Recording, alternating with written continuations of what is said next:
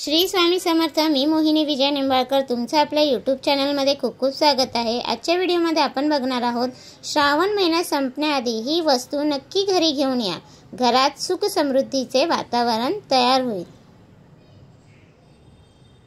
आपण सर्वजण या पवित्र महिन्याची म्हणजे श्रावण महिन्याची वाट पाहत असतो, कारण हा महिना पूर्णपणे आध्यात्मिक असल्यामुळे या महिन्यात सर्वजण विविध पूजा आणि उपासना करत असतात। यामुळे सर्व अडचणी दूर होतात आणि पूर्ण महिना हा देवाच्या आराधनेसाठी आपण वाहून देतो। श्रावण महिना हा खूप पवित्र असल्यामुळे या महिन्यात बरेच जण नवीन कार्य सुरू करतात। या महिन्यात सर्व भक्तजन महादेवांची आराधना करतात। ज्या काही आपल्या पद्धतीने महादेवांची सेवा करतात, येईल त्याप्रमाणे सेवा करत असतात आणि महादेवांचा आशीर्वाद घेण्याचा प्रयत्न करून घेतात। आज आपण देवांचे देव महादेव यांची कृपादृष्टी आपल्यावर कायम राहावी आणि आपल्या समस्यांचे निराकरण व्हावे, यासाठी काही महादेवांच्या आवडत्या वस्तू आपण घरी घेऊन यावे। त्या कोणत्या वस्तू आहेत हे आज आपण जाणून घेऊयात। आज आपण ज्या वस्तूंबद्दल माहिती जाणून घेणार आहोत त्यापैकी एक तरी वस्तू आपण घरी घेऊन यायला हवे। विशेष म्हणजे श्रावणाच्या पवित्र महिन्यात महादेवांच्या आवडत्या वस्तू घरी घेऊन या, त्याने खूप लाभदायक ठरते। यामुळे आपल्याला आलेल्या सर्व अडचणी दूर होतात, आपल्याला असलेले दोष सुद्धा कमी होतात।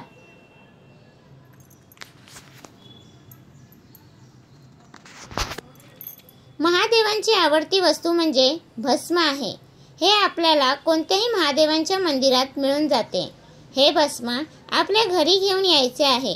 पूर्ण श्रावण महिना महादेवांची पूजा करताना आपल्याला ते वापरायचे आहे आणि हा महिना संपल्यानंतर हे भस्म आपल्या घरातील ज्या ठिकाणी पैसे ठेवतो त्या ठिकाणी आपल्याला हे भस्म ठेवायचे आहे। ज्या घरात भस्म असते त्या घरात नेहमी सकारात्मक गोष्टींचा वावर जास्त असतो।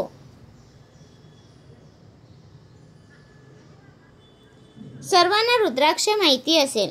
रुद्राक्ष हे घरात घेऊन आल्यावर सुख समृद्धी आणि आनंदाचे वातावरण तयार होते। श्रावण महिन्यात रुद्राक्षाला खूप महत्त्वाचे स्थान आहे।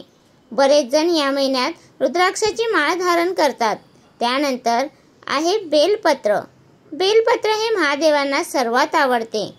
3 पानाचे पत्र असेल तर ते नक्की घरी घेऊन यावे आणि महादेवांची पूजा करताना ते बेलपत्र देवाच्या चरणी अर्पण करावे। बरेच भक्त चांदीचे बेलपत्र देवाला अर्पण करतात, हे सुद्धा खूप चांगले मानले जाते। गंगाजल हे सुद्धा खूप पवित्र असते, त्यामुळे हे नक्की घरी घेऊन या। गंगाजल हे ज्या ठिकाणी पूजा साहित्य मिळते त्या ठिकाणी हे सहजरित्या उपलब्ध होते। हे गंगाजल दर सोमवारी आपण देवाची पूजा करताना वापरावे आणि आपल्या देवघरात कायमस्वरूपी हे गंगाजल ठेवून द्यावे। त्यानंतर आहे डमरू। भोलेनाथांचे आवडते वाद्य आहे।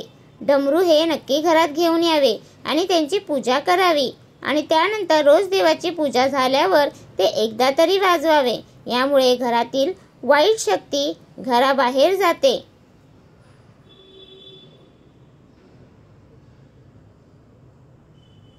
श्रावण महिन्यात बरेच जण नागमूर्ती घरी घेऊन येतात।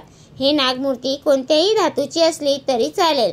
ती घरी आल्यावर महादेवांची पूजा करताना या नागदेवाची पूजा करा। हा महिना पूर्ण झाल्यावर आपल्या मुख्य दरवाजावरती या नागमूर्ती ठेवून द्या। यामुळे घरात वाईट गोष्टी येणार नाहीत, तसेच ज्या लोकांना कालसर्प असतो त्या सुद्धा कमी होईल। अजून एक महत्त्वाची गोष्ट म्हणजे त्रिशूळ। हे त्रिशूळ महादेवांचे शस्त्र आहे आणि शस्त्र आपण वापरतात तर आपल्याला कोणत्याही प्रकारची बाधा होणार नाही। तसेच आपल्या घरात हे त्रिशूळ असेल तर कोणतीही नकारात्मक गोष्टी आपल्या घरात येणार नाही। तर तुम्हाला हा माझा व्हिडिओ कसा वाटला प्लीज कमेंट करून नक्की सांगा।